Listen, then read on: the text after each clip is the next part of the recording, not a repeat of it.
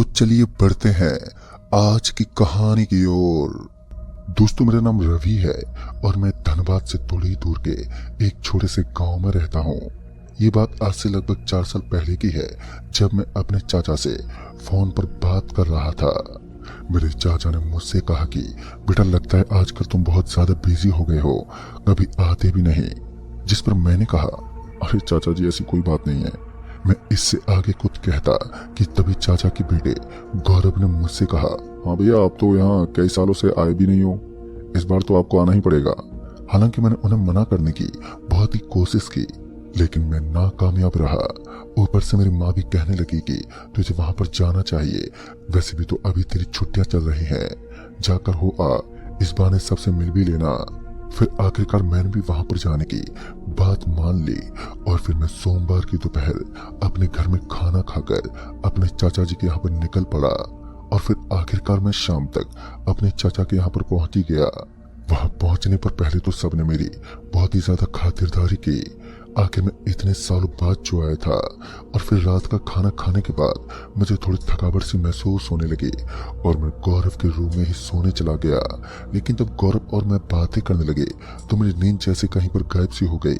हम दोनों अलग अलग चीजों के बारे में बात करने लगे और बचपन की यादों को ताजा कर रहे थे। तब गौरव ने मुझे बताया कि उसके पिता यानी कि मेरे चाचा आजकल कब्रिस्तान में रखवाली का काम करते हैं। वो कब्रिस्तान में रखवाली करने के साथ साथ वहां पर कब्र भी खोदा करते थे। गौरव की बातें सुनकर मैं बहुत ही ज्यादा उत्सुक हो गया और इस बारे में मैं और ज्यादा पूछने लगा। मुझे बचपन से ही ऐसी चीजों में काफी रुचि थी। तो गौरव ने मुझे बताया कि रात को कोई उस कब्रिस्तान में ना चला जाए, इसलिए उसके पिता रात में वहां पर अच्छे से गेट लगा कर आते हैं। लेकिन कभी कभार उनके पिता को रात में काफी देरी हो जाती है। हम दोनों ये बातें कर ही रहे थे कि तभी हमें दरवाजे पर कुछ हलचल महसूस हुई।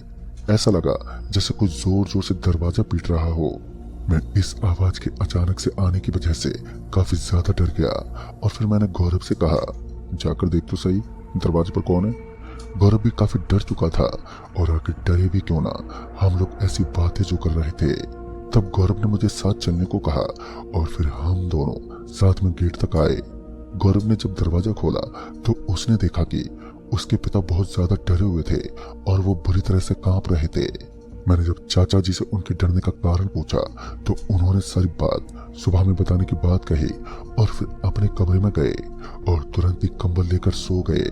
चाचा को इस हाल में देखकर हम दोनों बुरी तरह से डर गए थे और फिर हम दोनों वही रूम में सुबह होने का इंतजार करने लगे, क्योंकि हमें जानना था कि आखिर ऐसा क्या हुआ था चाचा जी के साथ जो वो इस कदर डर गए थे।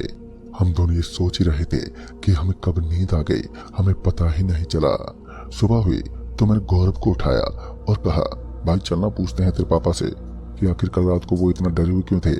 मेरी ये बात सुनकर गौरव तुरंत ही अपने बेड से उठ खड़ा हुआ और फिर हम दोनों चाचा जी के पास पहुंचे और उनसे कल रात के बारे में पूछने लगे। हमारे पूछने पर चाचा जी ने हमें बताया कि पिछली शाम को जब वह कब्रिस्तान में एक कब्र खोद रहे थे तो पास की कब्र की जमीन के नीचे से बड़ी अजीब सी आवाजें आने लगी, जैसे कोई कुछ खा रहा हो। और कुछ समय बाद उस जगह की मिट्टी अपने आप ही जमीन में धंसने लगी।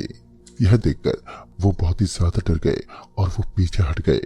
लेकिन हद तो तब हो गई जब अचानक से एक जोरदार झटके के साथ कब्र से एक अजीब सी रूह निकली, जो देखते ही देखते इंसानी रूप में आ गया। वो इंसान था या कोई जानवर, कहना बहुत ही मुश्किल था, क्योंकि इंसानी रूप में होते हुए भी उसके चेहरे से मांस के टुकड़े जमीन पर गिर रहे थे। ये देखकर वो बहुत ही ज्यादा डर गए और वहां से भागते हुए घर आ गए। चाचा जी की बातों को सुनकर मुझे पहले तो यकीन नहीं हुआ, लेकिन कल रात चाचा के चेहरे पर जो डर था वो चीख चीख कर इस बात की गवाही दे रहा था कि चाचा सही कह रहे थे।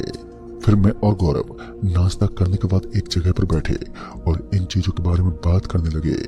हम दोनों के लिए चाचा की बातों पर यकीन करना मुश्किल था, लेकिन फिर हम दोनों ने ये डिसाइड किया कि आज रात चाचा के घर आने के बाद हम दोनों उस कब्रिस्तान में जाकर देखेंगे कि आखिर माजरा क्या है। और फिर गौरव ने अपने घर में झूठ कह दिया कि आज रात को वो मुझे अपने दोस्तों के साथ पार्टी में लेकर जाने वाला है। और फिर इस बात से गौरव की माँ मान गई और हमें रात में बाहर रहने की इजाजत मिल गई। अब बस इंतजार था तो चाचा के घर आने का, लेकिन ना जाने क्यों इस रात भी चाचा काफी देर से घर लौटे और इस बार भी उनके चेहरे से डर साफ झलक रहा था। चाचा के घर आने के बाद ही हम दोनों जल्दी से बाहर निकल गए और फिर मैं गौरव के साथ उनकी बाइक पर बैठ गया और तभी हम कब्रिस्तान की तरफ जाने लगे। उस समय ठंड का मौसम चल रहा था और रात काफी हो जाने की वजह से आसपास में कोहरा छाने लगा था। ठंड का मौसम था और हम दोनों सुनसान से रास्ते से कब्रिस्तान जा रहे थे। हम दोनों जैसे जैसे कब्रिस्तान की तरफ बढ़ रहे थे तो हमें थोड़ा डर सा लगने लगा था और आखिर लगता भी क्यों ना, हम दोनों थोड़ी ही देर में उस कब्रिस्तान तक पहुंच गए और फिर गौरव ने अपनी गाड़ी वहीं साइड में लगा दी। गौरव ने जब समय देखा तो इस वक्त रात के 10:30 बज चुके थे। हम दोनों कब्रिस्तान के अंदर जाने ही वाले थे, लेकिन हमने देखा कि कब्रिस्तान की गेट पर तो ताला लगा है। ये देखकर मैंने गौरव से पूछा, तूने चाबी क्यों नहीं ली? जिस पर उसने बताया कि भैया चाबी को पापा अपने पास लेकर सोते हैं, तो अभी तक पापा को पता चल जाता कि हम दोनों कब्रिस्तान आए हुए हैं। जिसके बाद मैंने पूछा, अब अंदर कैसे जाएंगे? इस पर गौरव ने कहा, भैया इस गेट के ऊपर से चढ़कर चले जाते हैं, वैसे भी गेट को पार करना कौन सी बड़ी बात है। मुझे गौरव की बात ठीक ही लगी और फिर हम दोनों गेट के इस पार आ गए। गेट के इस पार दूर दूर तक पूरी तरह अंधेरा पसरा हुआ था और हवाओं के झोंके के कारण ये जगह थोड़ी ज्यादा ही डरावनी लग रही थी।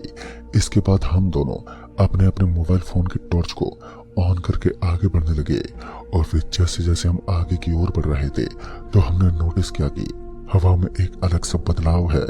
हवाएं अपना रुख मोड़ने लगी और हमारे आसपास झिंगुरों की आवाजें मंडराने लगी कि तभी हमें एक आवाज सुनाई दी। हम दोनों ये आवाज सुनकर हैरान थे कि आखिर ये कौन है जो यहाँ इतनी रात में फावड़ा चला रहा है। हम दोनों ये सोच ही रहे थे कि तभी वो आवाज बढ़ने लगी और फिर हमने देखा कि वो आवाज हमारे आसपास से कहीं से आ रही थी। तभी हम दोनों वहां पर छुप गए और फुसफुसाकर कहने लगे, शायद से यहाँ पर कोई है, अच्छे से रहना। लेकिन तभी गौरव के चेहरे पर डर उभरने लगा और गौरव अचानक से मेरे पीछे देखने लगा। उसे देखकर ऐसा लग रहा था मानो उसने कुछ ऐसा देखा था जिसे देखकर लोगों की आत्मा डर जाए। मैं झट से पीछे की ओर मुड़ा और फिर मैंने जो देखा उसे देखकर तो मैं भी गौरव की तरह ही सुन पड़ गया। हमारे सामने पीठ करके एक आत्मा खड़ी थी जो कि किसी कब्र में से मुर्दे को निकाल कर खा रही थी और देखते ही देखते उस आत्मा ने उस लाश के शरीर के अंगों को नोच नोच कर खाना शुरू कर दिया। अपनी आंखों के आगे इस नजारे को देखकर हम पूरी तरह से सुन्न पड़ गए और फिर हमारी आंखों के सामने ही उस आत्मा ने एक लाश को कच्चा ही नोच नोच कर खा लिया। ये सब देखकर तो हम दोनों पूरी तरह से कांपने लगे और फिर किसी तरह मैंने खुद को संभाला और फिर गौरव को लेकर भागने लगा। लेकिन हमारे पैरों की आहट शायद से उस आत्मा ने सुन ली और देखते ही देखते हम दोनों के पैर जैसे वहीं जम से गए हों। मैंने अभी किसी तरह खुद को संभाला ही था कि तभी मेरे पैरों को ऐसा लगा मानो किसी ने जकड़ लिया हो और फिर देखते ही देखते मैं पीछे खिसता जाने लगा और मेरे साथ गौरव के भी पैर किसी ने जकड़ लिए थे और फिर वो भी मेरे साथ पीछे खिसता जा रहा था। मेरे हाथ से फोन वहीं पर गिर गया और फिर एक जोरदार झटके के साथ हम दोनों एक कब्र में आ पहुंचे। डर के मारे गौरव चीखने लगा, लेकिन तभी किसी तरह से मैं उस कब्र से बाहर आने में सफल हुआ और अंधेरे में अपने हाथ को मैंने आगे बढ़ाया। लेकिन तभी अचानक से गौरव की आवाज आनी बंद हो गई। ऊपर आते ही मेरा फोन वहीं पर पड़ा मिला। मैंने जब टॉर्च को जलाकर देखा तो मैंने पाया कि वो आत्मा गौरव को मार चुकी थी। वो इस वक्त गौरव की गर्दन को पूरी तरह से नोच नोच कर जख्मी कर चुकी थी। ये सब देखकर तो मैं पूरी तरह से घबरा गया और वहां से भागने लगा। मैं बिना कुछ ज्यादा सोचे समझे वहां से लगातार भागने लगा, लेकिन तभी मेरी नजर उस आत्मा पर पड़ी जो अब मेरे पीछे पीछे ही रेंग कर आ रही थी। मैंने अपनी रफ्तार बढ़ाई और जैसे तैसे गेट तक आ पहुंचा जो कि बंद था। मैं किसी तरह खुद को काबू में करते हुए गेट के ऊपर चढ़ा और फिर गेट के इस पार आते ही मैंने जल्दी से बाइक निकाली और पूरे रास्ते डरते कांपते मैं अपने घर पहुंचा। घर पहुंचकर मैंने रोते हुए चाचा जी को सारी बात बताई और फिर जब हम थोड़ा सुबह होते ही उस कब्रिस्तान पहुंचे तो वहां पर कोई नहीं मिला, बल्कि इस जगह पर उसने गौरव को मारा था वो जगह तो पूरी तरह मिट्टी से ढकी हुई थी।